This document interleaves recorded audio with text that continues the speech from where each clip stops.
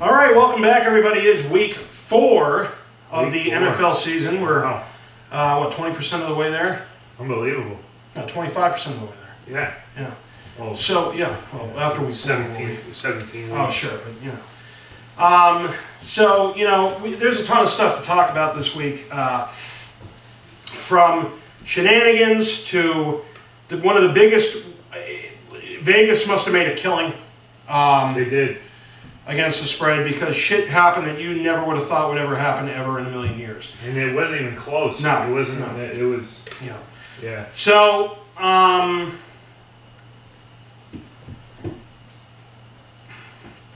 here's the deal. Falcons could be 4th Super Bowl loser.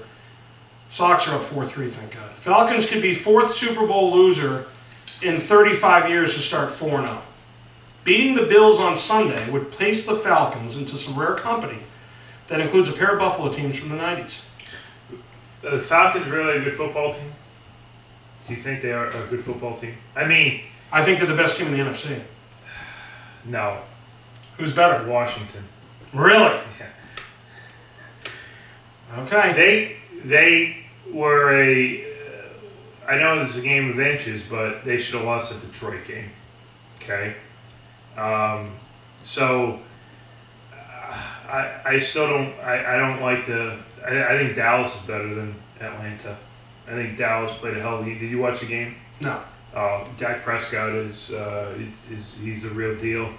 And they even have the running game. Ezekiel didn't even play that well, but Dak Prescott, you know, had some unbelievable games. I think the Falcons, you know, the Bills are going to give them a challenge. I'll tell you what, the Bills. You know, I had a week off to do a lot of studying and reading, and they've only given up 37 points in 3 games. I think it's going to be a good. It's going to be a good matchup for both teams. But I still think that Washington hasn't really faced a legitimate top-notch defense yet. I think when they do, I think they can be beat. I still think when they're not playing in their own elements, they can be beat. I mean, it's still early in the season, but, you know, we'll see what happens. You know, they are the defending the NFC champs, so we'll see what happens with Matt Ryan and Devontae Freeman and crew. Jameis Winston must trim interceptions for Bucs to be playoff threat. Coach Dirk Cotter was clear that Jameis Winston's interceptions were costly in Sunday's loss, and the Buccaneers will need that remedied fast. I'm not a Jameis Winston fan at all. I think that after, well, I don't know if anyone watched the Hard Knocks. They did a lot on him, and I just think he's a fake. He's a fraud. I don't think he's a leader. You know, they just got absolutely destroyed last week. Jameis Winston throws too many picks. He's got arguably the best receiving, you know, tandem in the league with Evans and Jackson. And, you know, even when they have Doug Martin down, they still have Jacquizz Rodgers, who's on the fantasy team, who had a terrible, terrible game. And I think Tampa, you know, Dirk Cutter is an offensive guy. He's a quarterback coach. I'm still not sold on him as a head coach. Not a big fan of their GM either, but I think Winston is their guy. I mean, they've put in everything that they have into Jameis Winston, and they're going to ride him out, and, you know, we'll see what happens. But definitely, if you throw more, if you give the ball to the other team, you know, you're not going to win games, especially at home. Carson Wentz owes Eagles kicker $31,765 after game-winning field goal. Carson Wentz was mic'd up during Sunday's dramatic win over the Giants, and it may cost the Eagles quarterback some serious change. He said on his mic, or I don't know if he realized, sure, or whatever. He said, if he makes this, okay, then I'll give him my game check. That's what he said. Well, it's every penny is well spent, I guess. I mean, that was a game where you know, they went up. Would they go up 17-0 or something like that, or they were then they were up 14-0, and I think the Giants came back and scored. They were up 21-14. The Giants. And I was thinking the whole time, you know, and Odell Beckham, who did that. Did you see his little? No, I heard about it though. Yeah, we'll probably talk about yeah, the show. Pissing on the field. Pissing on the field was another, you know, Said I wasn't going to swear as much, but he's another convict, but the Giants are in big trouble. Okay, they did. The team. There's only been 3 teams since 1990 that have made the playoffs after starting 0-3, and it's been very quiet. I haven't heard much out of Giants fans lately because they really have much to say. I think they're in a lot of trouble. Eli might be clearly on the downside of his career. They don't have a running game. Beckham and Shepard have been doing whatever they can, but the defense is not there, and I think the Giants, the New York Giants, are in a lot of trouble. I think McAdoo, he goes Rico Suave and they can't win a game. Got rid of the slick back hair. Slick back hair. Camilo, so, you want some candy over here? So we'll see what happens. But if there's any team that I'd like to see going 0-16, it'd be the New York Giants. Sure. So. Week after breaking tie, Tom Brady extends Player of Week record. New England Patriots quarterback Tom Brady was named AFC Player of the Week for the 29th time after his 5-touchdown performance against Houston. Yeah, I watched this game over with my dad. He's got a bunch of guys, and they it's called the Lodge, and we're in the garage, but it's at the whole football setup, and there's a couple things I want to say about that game. Is first of all, Deshaun Watson's a stud. He's going to be a player. That's a guy that's going to eventually win a Super Bowl. He's that good of a quarterback. 6'4", 230, can move. I think he exposed a lot of the New England's defensive. I mean, New England's defense right now is hurting. I think they're ranked 32 in just about every stat. That was a game where they for the first half, New England it seemed like they had it in hand, and Houston just wouldn't go anywhere. And it seems like they've played Houston a bunch in the past three years. Feels like they played them 100 times. Yeah, and going up 21-20 at the half, and then coming out and making that play to Cooks to go up, and then really not doing anything in the third quarter, and made for the majority of the fourth quarter until Tom Brady gets the ball with 2 minutes to go, and for the 50th time in his career, he's come back and made a. Isn't the 54th? 54th, 50th, but. I'm watching that last drive, and there was a huge play. It was 2nd and 10, and there was a holding call, and Houston took the penalty, so it was 2nd and 20 instead of 3rd and 10. And I think that was a huge, because he gave Brady an extra three downs instead of taking the yardage. And he hooks up with Gronk, and then he makes a big play to Cooks, and then it's 3rd and 18.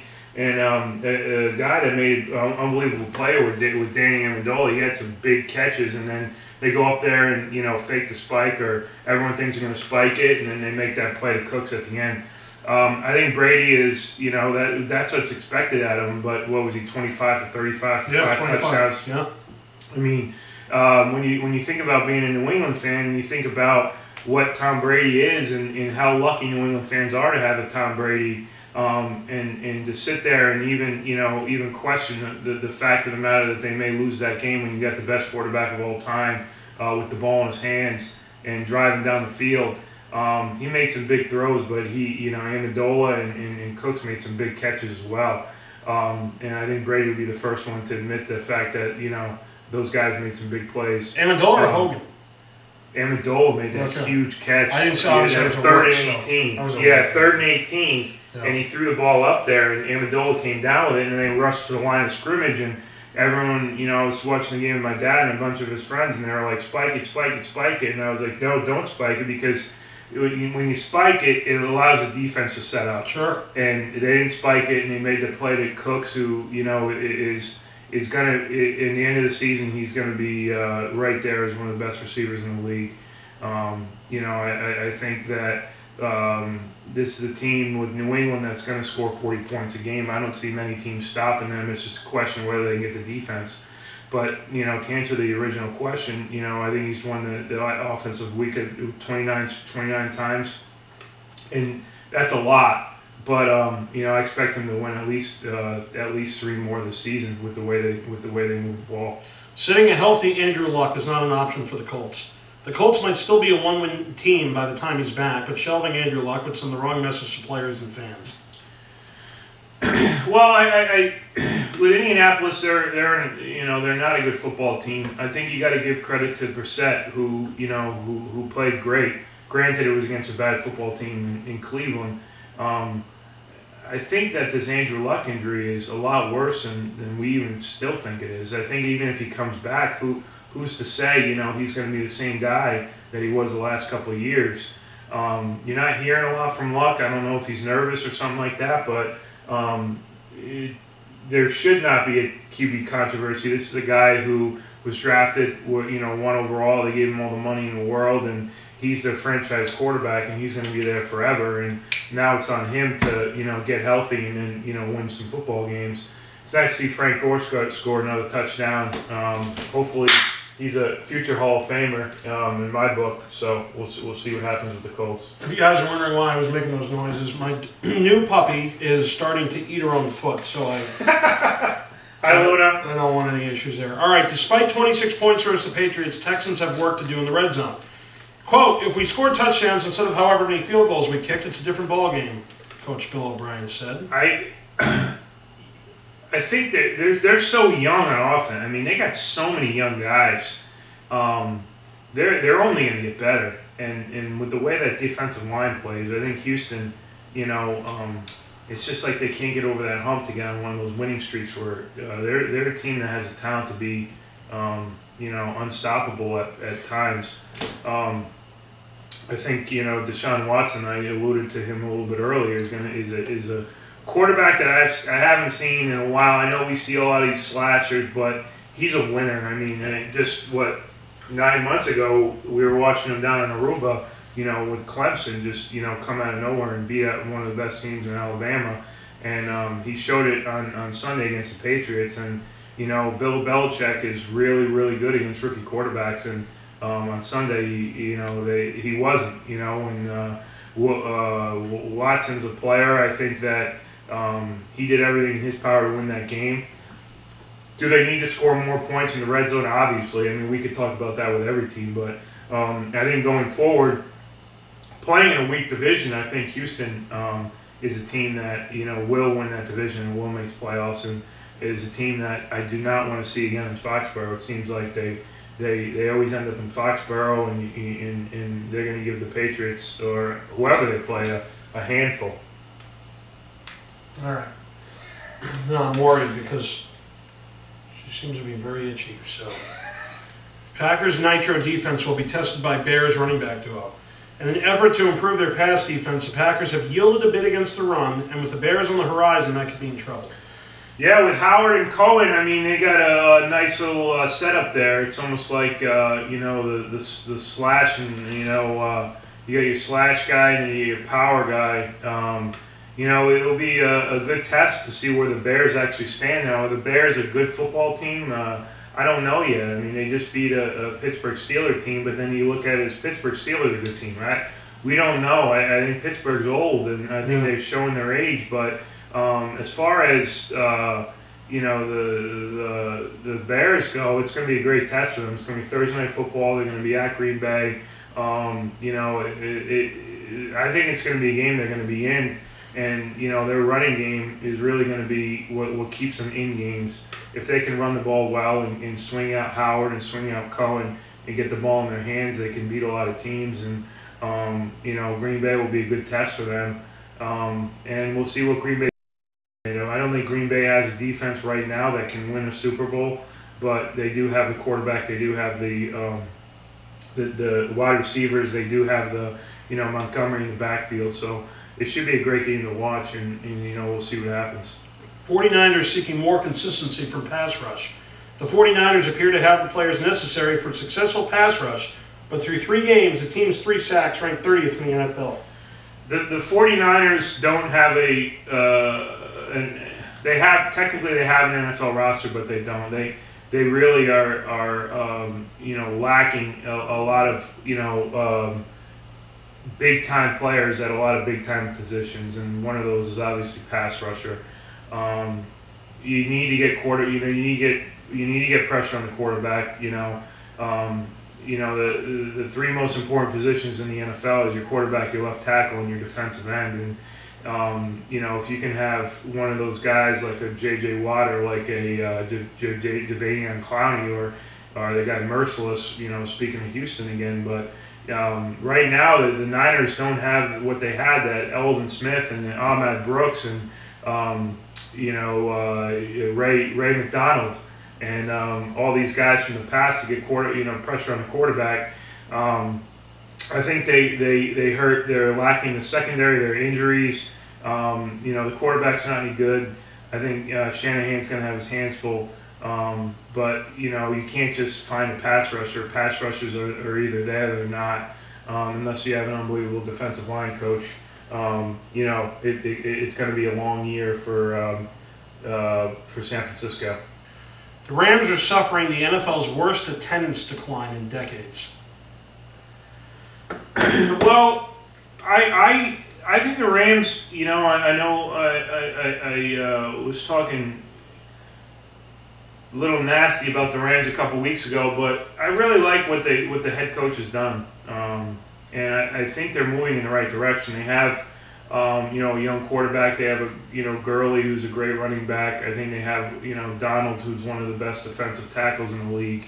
They play in a weak division in that NFC West. As far as the fans go, when you look at Los Angeles, you look at all California fans. Are they diehard fans? I mean, compared to what we're used to on the East Coast, probably not. You have LA and you have the Chargers there now, who no one gives a shit about, or no one cares about. You have the Rams. I think once you get their stadium built and you can really get, because to me they're still not the LA Rams yet. They're kind of in that transition mode. I think once they figure out what they're going to do and kind of split themselves away from what San Diego or the Los Angeles Chargers now, whatever they want to call them, and once Oakland moves away and goes to Vegas, I think you're going to see some more solidarity there as far as fans go. But LA's LA. It's a second biggest market in the country, and I think just like anything else, if the team can start winning football games, you're going to have more people show up to the game. But playing at that Coliseum, I've been there a couple times. It's really nothing's really been done to make that place better. And LA fans are not. Philly fans are not going to show up, and if the game's in a McDonald's parking lot, they're not going to show up because they have to be flashy, they have to do something nice. So I think until you win football games, until you get that new stadium built, I think it's going to remain the same. Chargers can't shake that losing feeling. A look at the numbers. The Chargers share some statistical futility with the Browns over the past few seasons, but new coach Anthony Lynn believes a turn is coming soon. We've been talking about this Charger team doing the same thing for the last 3 years. Is they have a lot of talent. They're getting old. Rivers is in that category where he can still throw for 340 yards, but he can also throw for 3 or 4 picks at the same time. Melvin Gordon's a hell of a player. They still have a lot of talent on that receiver position. I think no one really cares about the Chargers. I mean, starting with the fans, and they're kind of in neutral right now. But as far as the team goes, they're, playing in a division with Kansas City, who arguably might be the best team in football right now. In Oakland, who's a hell of a club, and then Denver, who is another.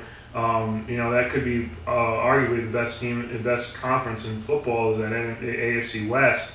I don't see the Chargers fitting in having enough talent to overcome any of those 3 teams. So I think they're going to be in the cellar no matter what. But I don't think they have too much support from their fans and their organization. So we'll see what happens. Miller, who coached Broncos to first Super Bowl, dies. Red Miller, the architect of the Broncos' Orange Crush defense, who led the franchise to its first Super Bowl, has died after complications from a stroke at age 89. Don't know much about him. So what about this guy? Jaguars say they haven't given up on T.J. Yeldon. Former second-round pick T.J. Yeldon has been a healthy scratch for the Jaguars the past 2 weeks, but Doug Marrone says the running back still has a role. Well, they drafted Leonard Fournette from LSU, who's a horse. He's the bell cow. Obviously the more touches that he has, the less touches Yeldon's going to have in the running back position. I'm sure Yeldon's getting frustrated, but anytime that they bring in a younger guy who has more talent, at that position, he could be a healthy scratch because you're not going to get that many touches. So you don't want to waste a roster spot, or an active roster spot for that night or that game. So, I think he still has a lot of talent. I don't know what his long-term solution is going to be, whether it's in Jacksonville or another club, but if he goes to another team, he'll be utilized. I can promise you that. Flacco bristles at critical queries about offense. Ravens quarterback Joe Flacco was defiant Wednesday in defending Baltimore's offense. Quote, "We played terribly last week. There's no way around that. But the other 2 weeks, we did what we had to do to win football games," he said.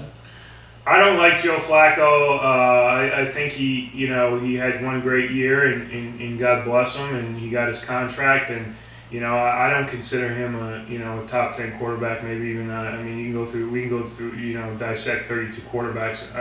He's middle of the pack for me. I don't think he is a guy that can win games on his own. I think he needs to have a lot of people around him, a running game, plus he doesn't have Steve Smith there. He doesn't have Anquan Bolden there anymore. He's got if he's not surrounded by talent, I don't really see him being that good of a quarterback.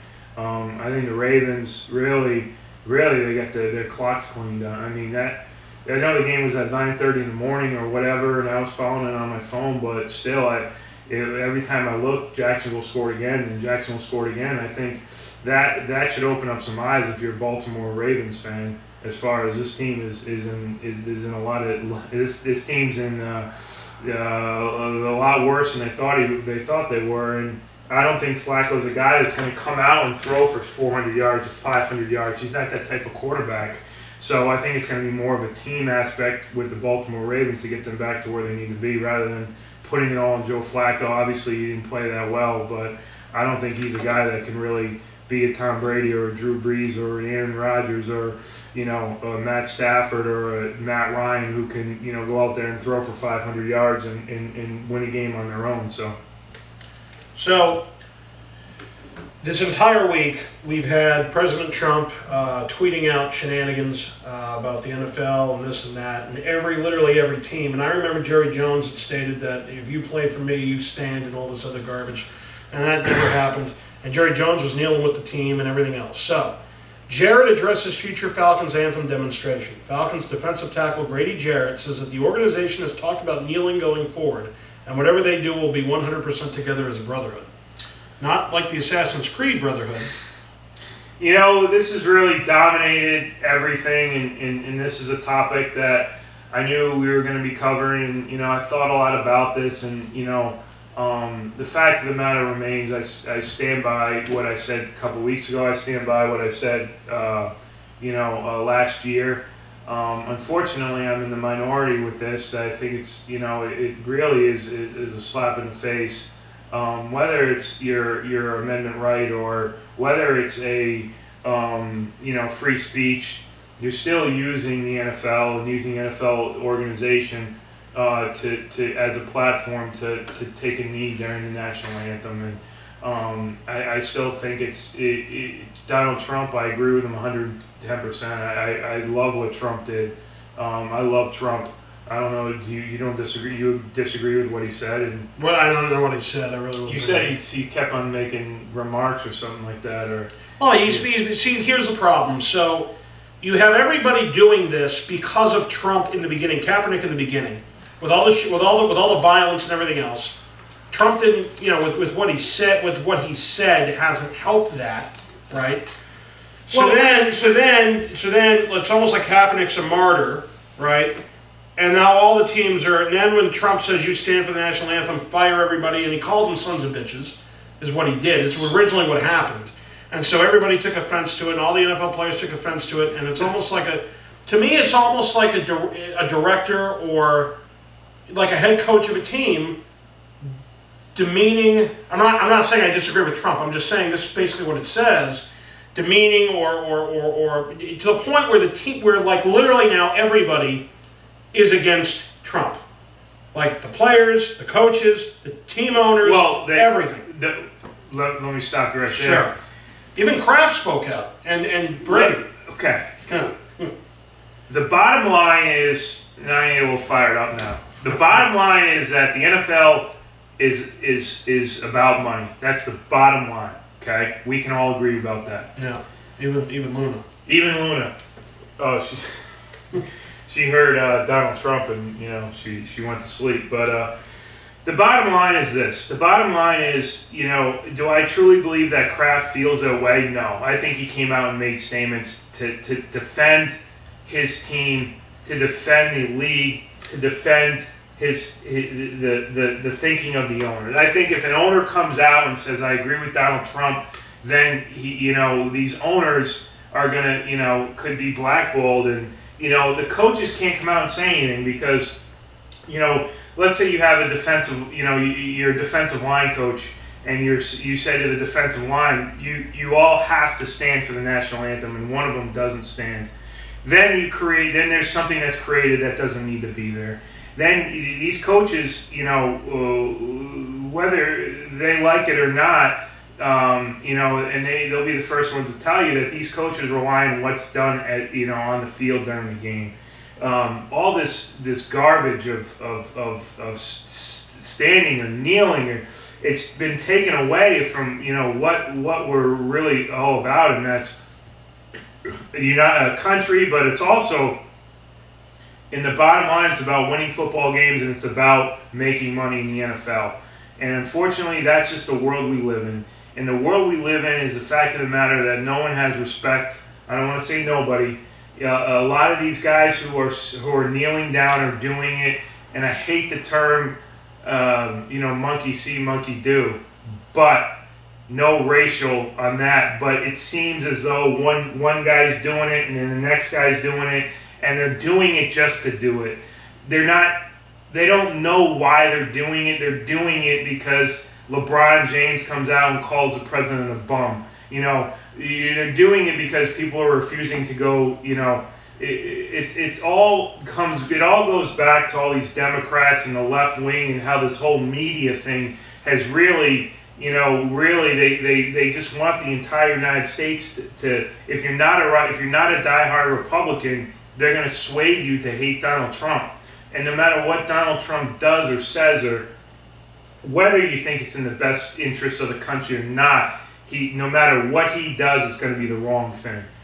Tom Brady, I truly believe that Tom Brady, if you ask him one-on-one in a closed meeting, does he really agree with the shenanigans going on, he's going to say no. But he can't come out and say, I agree with Donald Trump, because then he's putting himself against everybody else. With the Pittsburgh Steelers, with the Villanueva guy, and the Pittsburgh Steelers getting together as a team and saying we're not going to go out there, and this is a guy who fought for the country, went out, and now is being, is taking a lot of flack, for standing up and saying, I'm going to pledge allegiance to this flag. The reason that we have a job, the reason that we fans can turn on the TV and their direct TV and have the Sunday ticket and the Sunday package and watch football, because of the fact that people have gone over and died and protected our freedom. And I don't have a problem with free speech, but I do have a problem with free speech being at the, what has really taken over this country is this whole kneeling. And hopefully it ends soon, but I'm getting sick of it. I'm getting really sick of it, and hopefully things are going to change. But I don't see Donald Trump ever apologize. He's not going to apologize, these guys need, it's just like me and you being at work, and then right in the middle of our presentation or whatever, stop and say, you know what, I have to kneel right now. I have to, you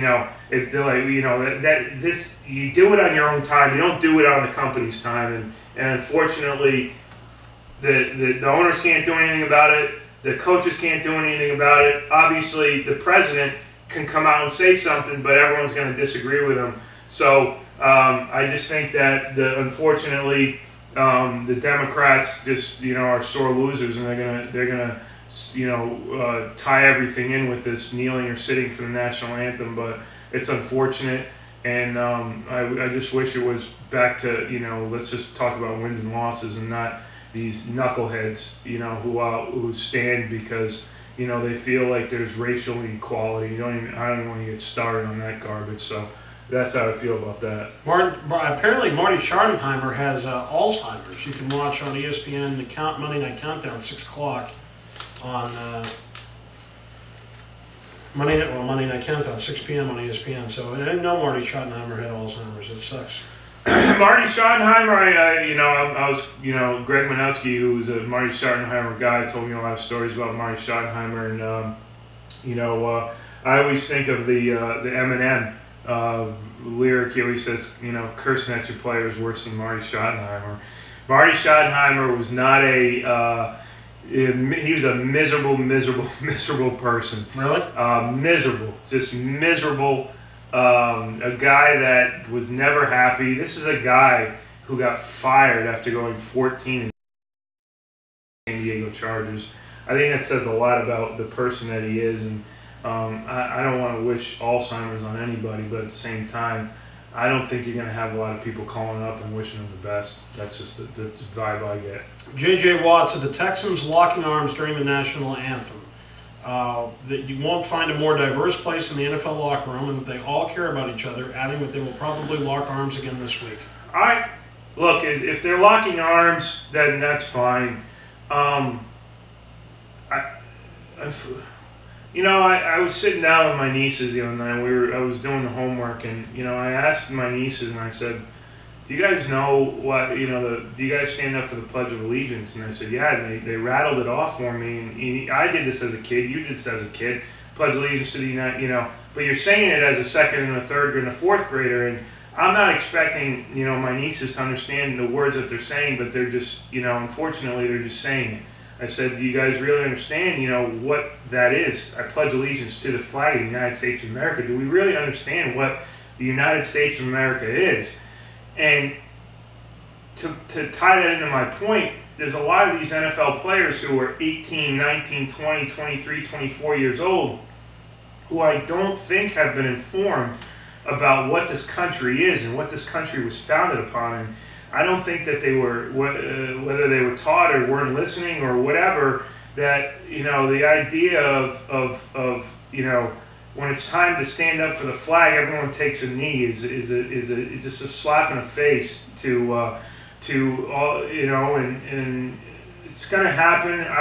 I like to see the joining and the linking of the arms, and and everyone standing, and so I hope to see more teams do that, and I applaud J.J. Watt, not only for what he's done down in Houston with all the all the recovery down there, but I think he is a true leader, and if a guy like J.J. Watt says we're going to stand and we're going to link arms and that's what we're going to do, I can guarantee that everyone's going to do that.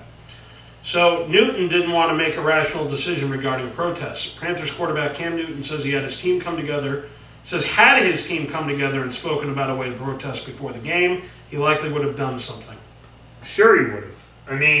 But this is Cam Newton. This is the same guy that pouts and whines and moans and cries and wouldn't stand up to the media after a Super Bowl loss. This is the same guy that, when he's, the MVP candidate, he's doing commercials and he's all over and he's jumping up and down. And I'm sure if Cam Newton was on top of the world right now, he'd be at the forefront of all this. But guess what? Cam Newton is a little baby. He's a little girl. He's playing terribly, and, he doesn't, He's a fair weather guy, and I'm glad that Cam Newton is not playing well at this point in time, because he'd be that type of guy that Ray Lewis, rah, equal rights, all this other garbage. And I think Cam Newton has bigger problems than even worrying about, than worrying about to stand or sit for the flag. But I don't put any stock in Cam Newton. I think he's a POS. Evans 50-50 on whether he stands or kneels this week. Bucs wide receiver Mike Evans is unsure of whether he will stand next to Jameis Winston and Tampa Bay head coach Dirk Koetter or take a knee during the national anthem this week. 50-50. It's like, they're having meetings now, and they're having management meetings and team meetings and coaches meetings about whether to stand or sit for the American flag. This is absolute garbage. I mean, look, either do it or don't. But the media is really taking this and going somewhere else. Mike Evans, I like Mike Evans. If he's a guy that if he decides to take a knee, then I'm not going to respect him anymore. I think if he stands, then I'll respect him. I think it's tough for me to root for people who want to take a knee during the national anthem. Xander Bogaerts just hit a 3-run homer. It's now 9-4 Red Sox in the bottom of the third. Thank God. Yankees are down 1-0. And Ben McAdoo, celebration penalties, a poor reflection of team. Giants head coach Ben McAdoo, with his slick back hair and his lack of a pedophilic mustache, lays out how the organization will handle celebration penalties moving forward. Well, if anyone saw the Odell Beckham, he did raise his leg like he was a dog. Unfortunately, he made a fool of himself again. But guess what? No one cares. I don't even know if did he get flagged?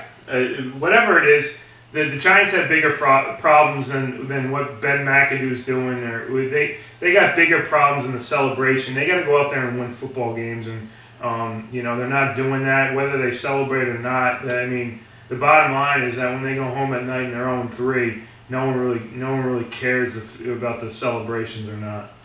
So Donald Trump says NFL, quote, has to change. President Donald Trump says protests during the national anthem at NFL games have leave the league in, quote, a very bad box. I mean, look, if we think that Donald Trump's ever going to if Donald Trump's going to drop this, then we're sadly mistaken. Donald Trump is going to stick by his guns, and he's going to keep on bashing the NFL and bashing the people that don't stand up. And guess what? He's the president of the United States. So if you don't like him, which it seems like, it boggles my mind how, all these people are hating on Donald Trump, but, they're the same ones that, voted for him, but won't come out and admit they voted for him.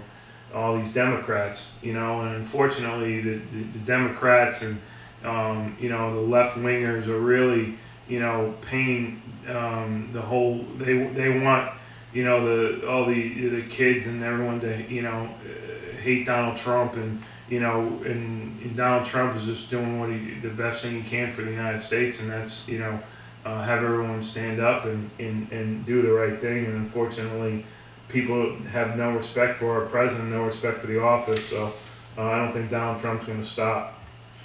Beckham says he has better celebrations in store. Giants' Odell Beckham discusses celebration penalty consequences and future touchdown celebrations. Odell Beckham is an unbelievable talented wide receiver. Arguably has the most talent in the NFL as far as a wide receiver goes. Unbelievable athlete.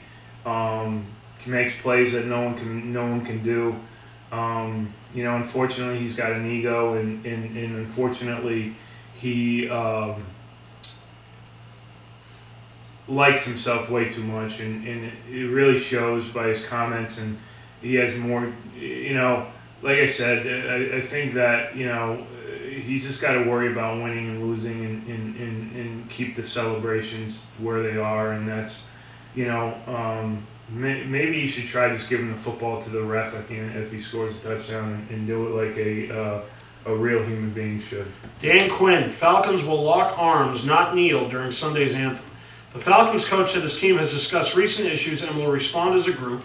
Quote, we will lock arms, and we encourage fans to do the same. Good. That's two teams. That's two teams that we can count on locking arms and not taking a knee. I like Dan Quinn is a stand-up guy. I like Dan Quinn.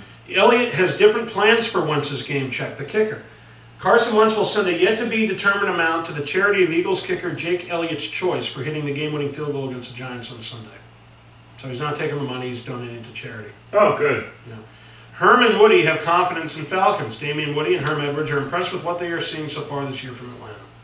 Well, Herm Edwards, well, I mean, look at it from the other way. How can you say anything bad about it? I mean, they haven't lost yet. I mean, they had a great year last year. Well, time will tell. I mean, I wish we would go back and read these articles again, in 6 to 8 weeks and see how smart they sound then.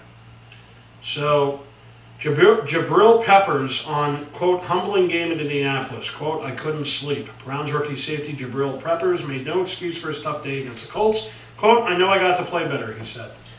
That's a football player. I mean, that's a guy that lost and is not blaming anybody else and knows that he has to play better. So, good for him. I like Peppers. He's a Michigan guy. Ravens will wear their lucky black jerseys against Steelers. The Ravens are 16-6 all-time in their black alternate jerseys, including 13-3 under coach John Harbaugh. They will don them against the Steelers. Doesn't mean anything. Timmons, quote, I'm happy to be here. Dolphins linebacker Lawrence Timmons is pleased to be back with Miami after being suspended for not showing up for the team's opener versus the Los Angeles Chargers. That's the guy who went AWOL, right? Yeah. Well, I think after Miami went and got the Jets, who I said were the worst team in football last week. I mean, you need Lawrence Timmons out there no matter what he's doing because you can't be losing games to teams like the Jets. Pouncey says Steelers feels bad about upsetting fans. Steelers center Maurkice Pouncey passionately discusses his team's decision to not come out to the field for the national anthem last week.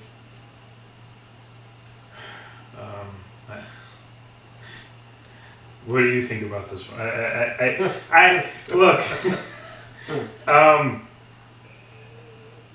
Guys are gonna do whatever they want to do. Let's just leave it at that one.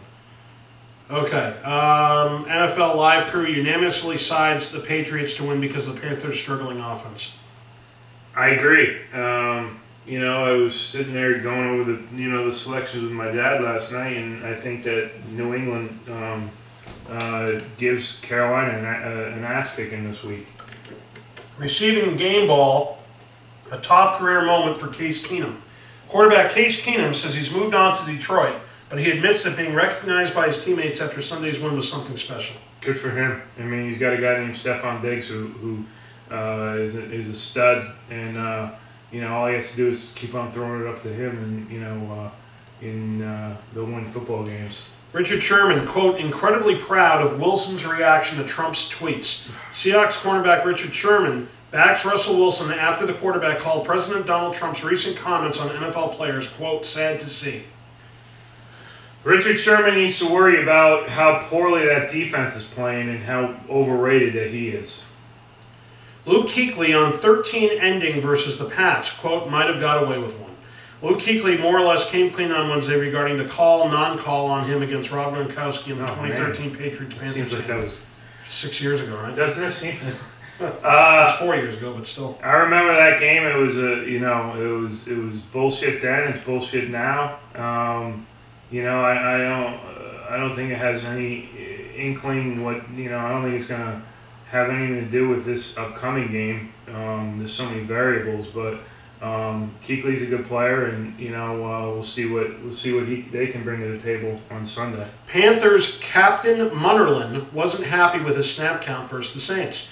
Captain Munnerlyn wanted more snaps against New Orleans, telling the coaching staff that, quote, football is about rhythm. If you're not the best guy, I mean, it's all about talent too. So whether you're talented or not, you can get into a rhythm all you want. They don't think he's playing at a high level right now, so that's why he's not playing, the bottom line. Brady says Patriots, quote, focus on our jobs. Tom Brady speaks about the Patriots' leadership in the locker room and how they will address anthem protests in upcoming games. I hope that Brady can get all the guys on the same page and tell them to cut out the shenanigans and have them all stand or link arms for the national anthem, and I think once we can get all the teams to stop taking the knee and link arms and try to spin this more as a unity thing rather than against Donald Trump, I think we can start making headway. But I think Tom Brady's a competitor, and the last thing that he wants to do is answer questions about standing or sitting for the national anthem. Giants, go ahead. No, go ahead. Giants put on their noise blockers for the week. The Giants understand the dire nature of being 0-3, but their intent is to block out anything outside the building and focus on the process. Well, like I said,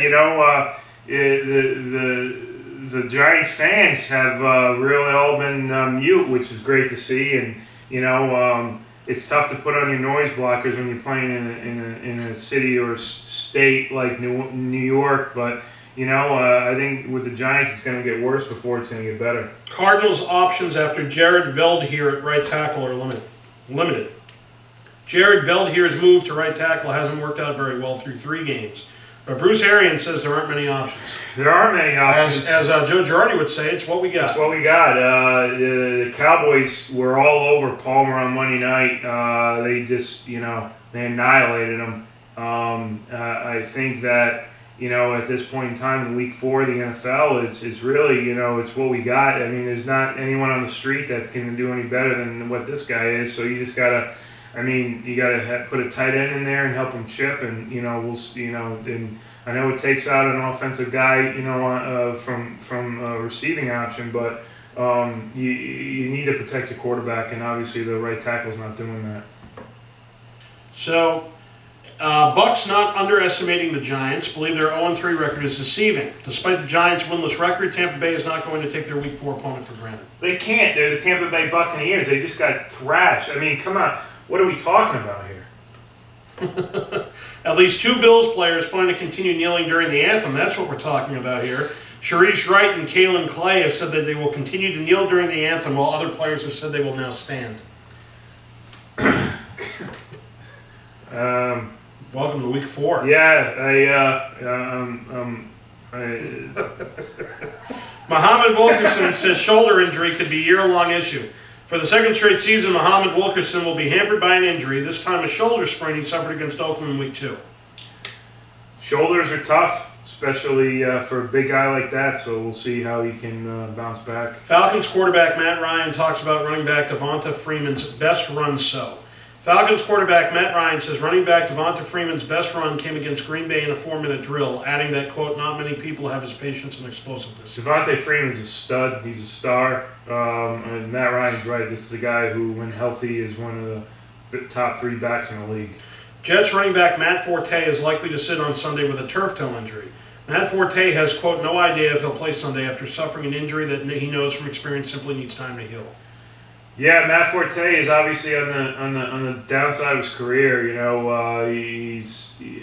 Bilal Powell is a better option right now than Forte. Unfortunately, he's been in the league 7, 8, 9 years now, and he was very good with Chicago. But now on a bad Jets team, when you're playing on a bad football team, you're not going to get, make that much of an effort to go out there and play when your team's probably going to lose anyway. Reed on Anthem protests, quote, this is more important than football. San Francisco's Eric Reed talks about his intentions with the National Anthem protests with former teammate Colin Kaepernick and the legacy he wants to leave behind with this movement. So, than the team being 0-3. Apparently. Yeah, well, Eric Reed, there's a reason why you're on a team that's 0-3 is because you're more concerned about, kneeling and doing the national anthem with Colin Kaepernick, who was the same guy that wore socks with pigs, knocking at cops. So you really got to trust the evidence and trust Eric Reed's an idiot. So. Michael and Jameel excited for Timberlake at the Super Bowl. Michael Smith says Justin Timberlake is an amazing performer, and your best friend Jameel Hill adds that his presence makes up for Jay-Z turning the gig down. Jameel Hill should be fired. She should be in jail right now. Any other person to make comments that Trump's a white supremacist, Apparently she was in, I read an article, she was in the ESPN president's office crying.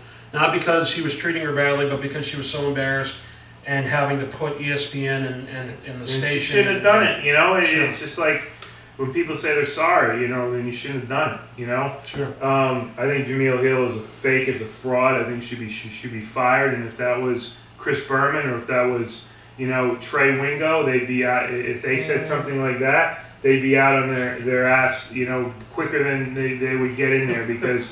If a white person comes out and makes a comment like that, then they're automatically in the toilet. But if a black woman comes out and makes a comment about our president, that he's a white supremacist, it's like, oh, everyone gets behind her, and now she's crying because she's a broad, and that's the bottom line. Amari Cooper trying to solve his case of the dropsies. Through 3 games, 2-time Pro Bowl wide receiver Amari Cooper leads the NFL with 6 drop passes. Yeah, he's got to get it together for sure. Trevor Siemian knows he has to take care of the, quote, billion-dollar football. The Broncos are fortunate that turnovers haven't cost them more games so far, but a team with postseason aspirations cannot continue at this pace. I mean, I think he said he knows what he has to do. I think he said enough. Well,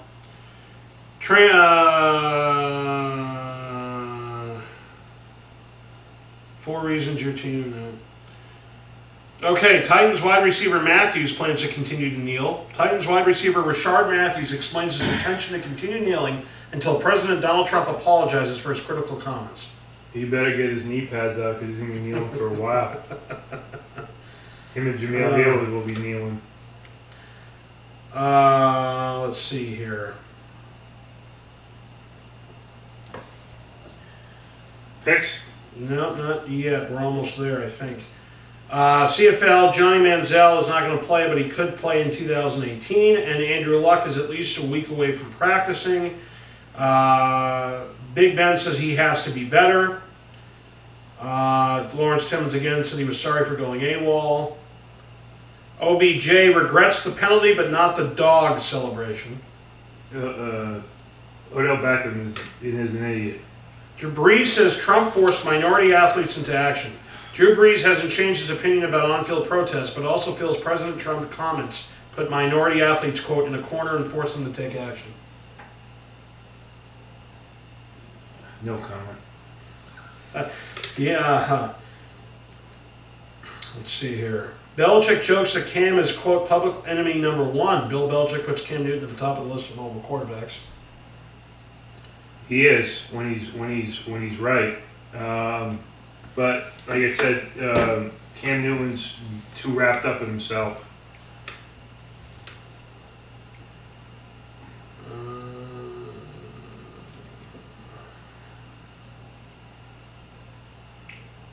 Yeah, we talked about Timberlake finalizing deal for Super Bowl return.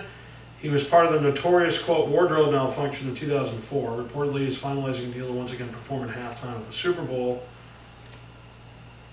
So this is funny. John Gruden has had it with the pistol formation. When he is sitting in Tampa traffic, John Gruden has plenty of time to think about how useless the pistol formation is. I love Gruden. Gruden is, look, he's a guy that's very passionate about what he does. He's a guy that if you want to learn the game of football and get excited about the game of football, kids should be watching and listening to John Gruden and not, Odell Beckham Jr. and Cam Newton and Ray Lewis and all these convicts. Well, here's the deal, folks. And look, I want to welcome a couple new subscribers to the show. I want to thank EDP445 for giving us a shout out last week. A lot of people like the show. We got a lot more viewers. We got also, so here's how this works. For those of you who are new to the channel, new to the show, every week you got to put your comments in the comment section below. Every week you got to put your picks in the comment section below before Thursday night's kickoff. If you do that, you'll be entered in to win a gift card every week. Now, all the gift cards will be sent out at the end of the season. That means end of the Super Bowl. So you'll be getting everything at once. We've been doing this is our 3rd year doing this now. Everybody still gets their stuff, so it's not shenanigans. And we have 3 new guys last week that entered. So they're not going to be obviously in the 1st division, but they will be in their own 2nd division. And then I'll probably, when's the trading deadline? Week 6? Something like that? I'm not sure. It's something like that. So whenever the trading deadline ends, that will be the trading deadline. That will be the end of entries. But what happens is if you end up beating Mclovein, who sits across or sits next to me when you guys are watching the show, if you beat him, then you automatically get a gift card of your choice to anywhere you want it to be. And I will get in touch with you guys through YouTube, and you'll email me, etc., etc. Now, if you have any questions, you can email andyvhb@aol.com. In the title section, please put questions for football show. Also comment. You can question in the comment section, and Mclovein will answer the questions on the show. I know that somebody. I see your question. Yeah, you did. Steve Goldman. Steve Goldman, but Steve Goldman, I'm sorry. Yeah, his question was a good question. What's wrong with the Cincinnati Bengals? And good question, Steve Goldman. Loyal listener and watcher or whatever, subscriber.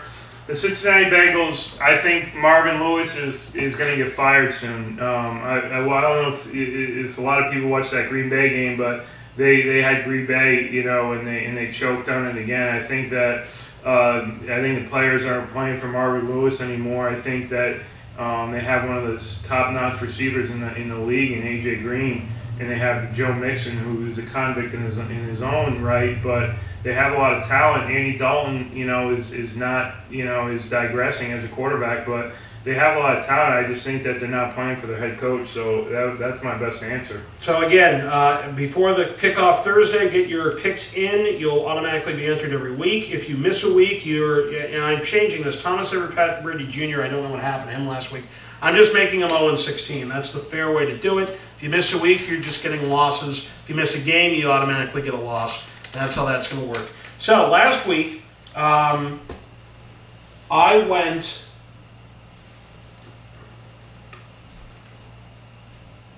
I wrote it down here. I don't know what the hell I went. That's against the spread. Here we go. So last week, I went 9-7. Mclovein went 8-8. EDP went 7-9. So for the year right now, me and Mclovein are tied at 30-17, and EDP is 7-9 because we got him in last week. Against the spread last week, I went 7-9. Mclovein went 5-11. So for the year, I'm 24-23 against the spread, and Mclovein is 19-28, 5 games behind me. And last week for you guys, Steve Goldman 7-9, CD Gunn 7-9, Dan McLean 8-8, Yes to Anything That Is Cool Awesome 7-9, Cali Guys 7-9, Vadix 99 8-8, Lev Maker 8-8, and Thomas Everett Patrick Brady Jr. 0-16. In the new division, we welcome Thomas Mack 30, who went 7-9.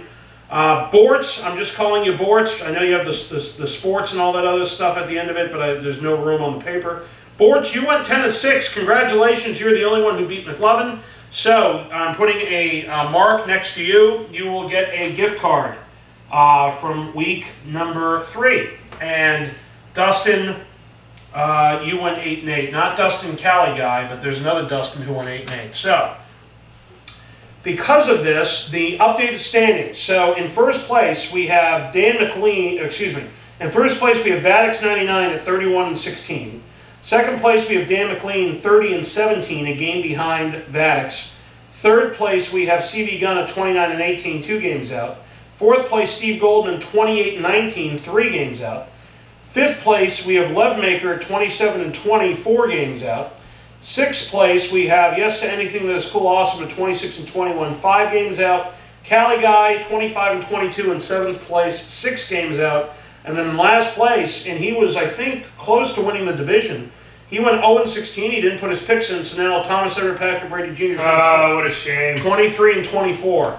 What a shame. Yeah. So anyway, that's that. And then in the new division, we have Bortz in first place, 10-6. Second place, Dustin, 8-8. Last place, Thomas Mack, 30 at 7-9. So let's go right on into the updated baseball. We got the Red Sox up 9-5, 9-5 in the bottom of the 4th, 2 outs in the bottom of the 4th. Yankees are up 2-1 in the 6th. So Sox need to win this. Magic number will go down to 2 with 4 to play.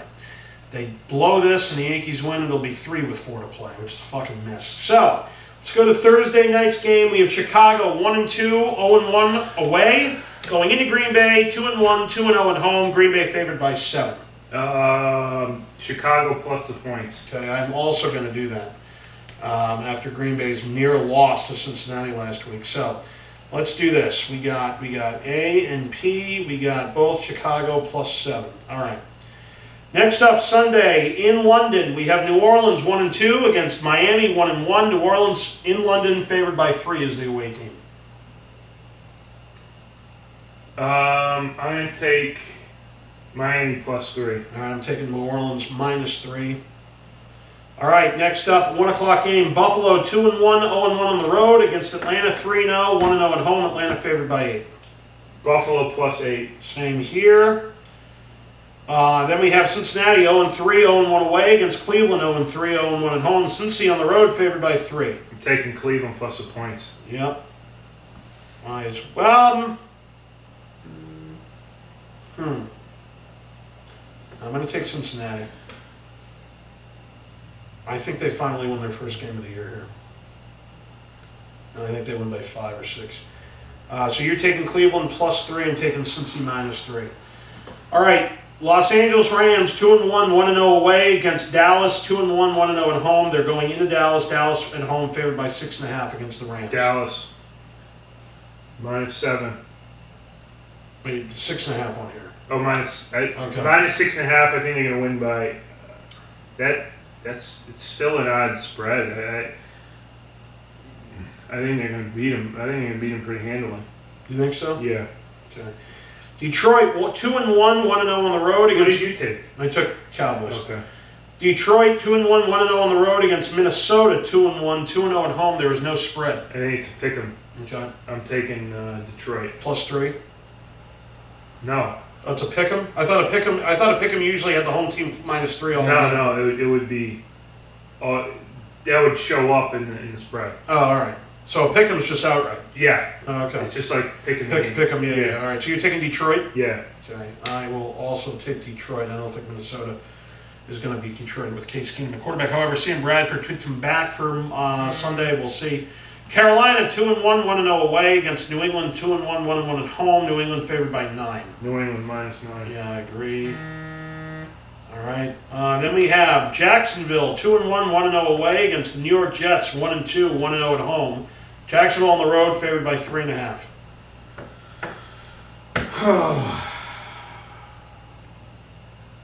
Jacksonville. Okay, same here. Then we have Pittsburgh 2-1, 1-1 away against Baltimore 2-1, 1-0 at home. Pittsburgh on the road favored by 3. Pittsburgh.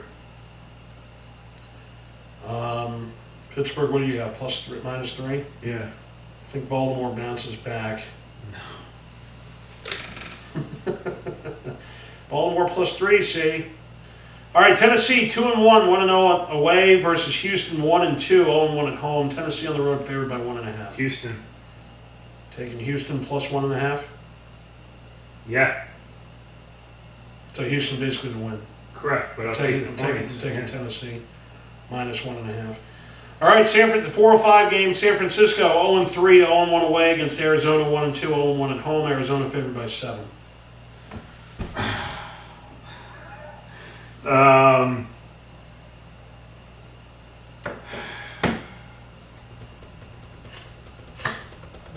San Francisco. I took San Francisco as well. Philadelphia 2-1, 1-1 away against Los Angeles Chargers 0-3, 0-2 at home. Chargers are favored at home by 1.5.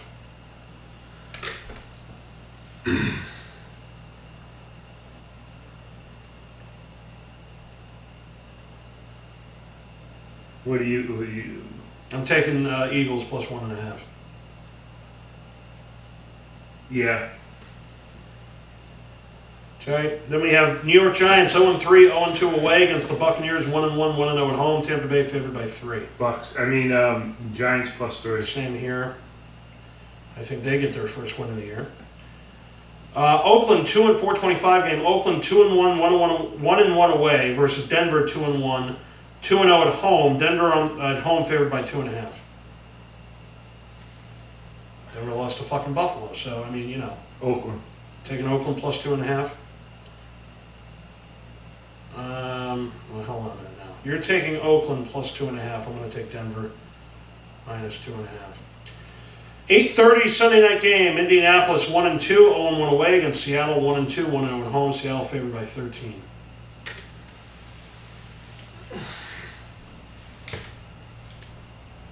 I don't think Seattle's not going to cover.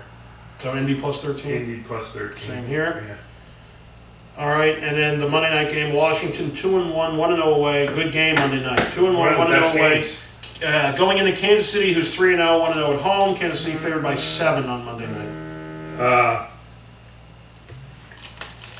Washington. Same here. Washington plus 7. Washington's going to win that game. I agree. All right, so let's. Now's your dad's favorite time of the show. Daddy Warbucks over here. We got our boy EDP 445 going to be on the line right now.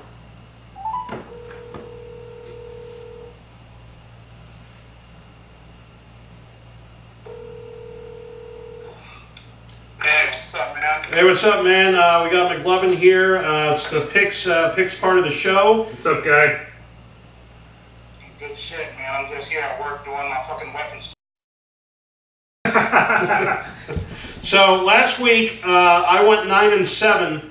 Mclovein went 8-8. You ended up going 7-9. So let's see what happens this week. We're gonna start off Thursday night. Chicago going into Green Bay. Who do you have? I'm taking Green Bay. Mclovein? Green Bay's going to win the game. Okay. Green Bay for all of us. All right, in London, EDP, we got New Orleans and Miami. Who do you got? I'm gonna go ahead and take Miami. Don't ask me why. Same with me. Miami. Taking New Orleans. All right, Buffalo in Atlanta. Who do you got? Buffalo in Atlanta. Oh, yeah, I'm taking fucking. You know what? Upset. I'm taking Buffalo. I'm taking Buffalo, too. All right, I'm going to take Atlanta. Cincinnati and Cleveland. Cincinnati going into Cleveland. Somebody's got to win. Actually, no, they don't. They could tie. That'd be fucking hilarious. But 0-3 teams. Who do you got, EDP? Cincinnati or Cleveland?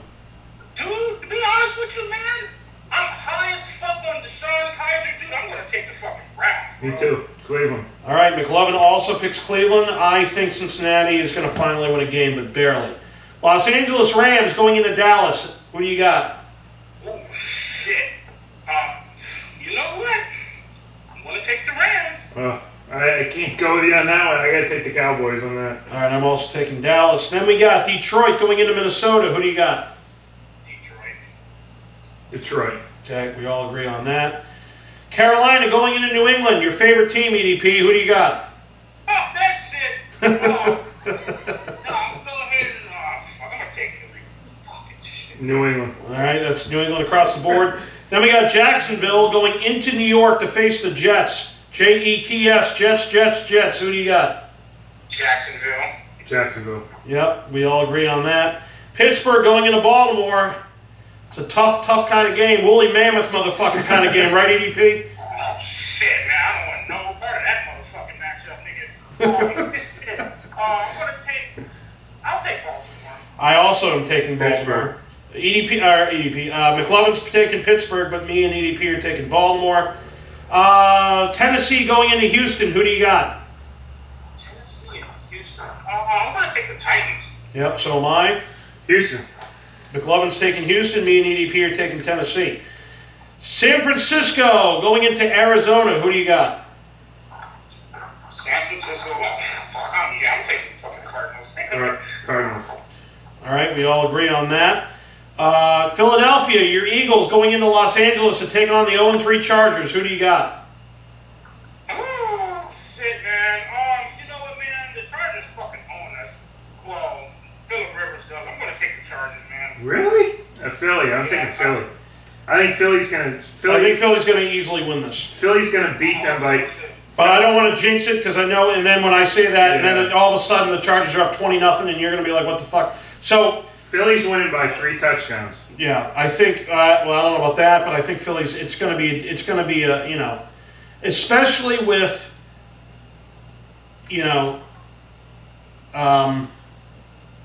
I don't think Phillip Rivers looks fucked up. There's something wrong with either he aged quickly or what. I know he's 36, but anyway, Giants 0-3 going into Tampa Bay. Who do you got? Oh, fuck, I'm taking Tampa Bay, dude. Giants. I think the Giants are finally going to win their first game of the year. Oakland going into Denver. Good game. Who do you got? I'm going to take the Raiders. Oakland. Okay, Mclovein agrees. I'm taking Denver in a close game, probably a 10-7 kind of game. And then you got Sunday night. This is going to be, you'd think it'd be a raping, but I'm telling you right now, I don't think so. Indianapolis is going into Seattle. Who do you got? Shit, dude. You know what, man? Indianapolis. Seattle. I have to take Seattle. Yeah, I'm going to take Seattle, but I think it's going to be a close. It's going to be a close game, not because the defenses are amazing, but because the offenses are that bad. And we'll see what happens. And then Monday night game, great game, best game of the week. Washington goes into Kansas City with big Kool-Aid Andy Reid. Who do you got?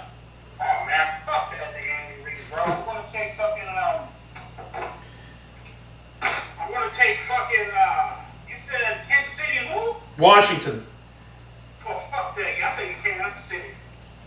I'm taking Washington. I'm also taking Washington. I think it's also going to be a pretty close game. EDP, really appreciate you coming on the show again this week. We'll see you next week. Any last final thoughts? Yeah, I'm taking the mean ass business I just discussed with fucking border potty. All right, man. We'll see you next week, man. Thanks a lot. See ya. All right, man. No problem, bro. All right. So that was EDP 445. That has been week 4. Pretty much a longer show, only because we've had to cover a lot of shit as far as the shenanigans that are going on right now in the world, in the NFL. People not standing, people kneeling, people doing the jig. You know, you got all that other stuff going on. We got Slept through the whole show. Pretty much the whole show. Yeah, thank God. Thank God. Let's just leave her be, you know? So I got to take her out now. All right? So just leave her be. But anything else? Anything else? This is hope. Oh, and fuck, maybe, you know, the spread. It's amazing I went as well as I did. Who's that? Just text message updates? Yeah. All right. So anyway, guys, thanks for watching. And again, remember, get your picks in before Thursday's kickoff, and you're automatically entered. Congratulations to Bortz, who beat Mclovein last week. A lot of people tied him. Shout out to my friend Ricky. I haven't seen him in a while. And Kim, his girlfriend. We had they're big time fans, Andy. Into the show, love the show. Oh, that's good. That's awesome. Yeah. So I told them we got to get all the support that we can. I know they're big time listeners and watchers. So we'll keep the support up. Rick is at dinner right now. He's supposed to call into the show, but you know. Well, dinner's more important. He's doing big things. Deshaun Watson. Speaking of doing big things, we'll end on this. Deshaun Watson gave his first game check to Texans employees who lost everything in Hurricane Harvey. I think that says enough about that guy. I think he's I like him a lot, and I think he's a guy that, like I said, is going to win a Super Bowl before his career is over. All right, guys. We'll see you next week. See ya.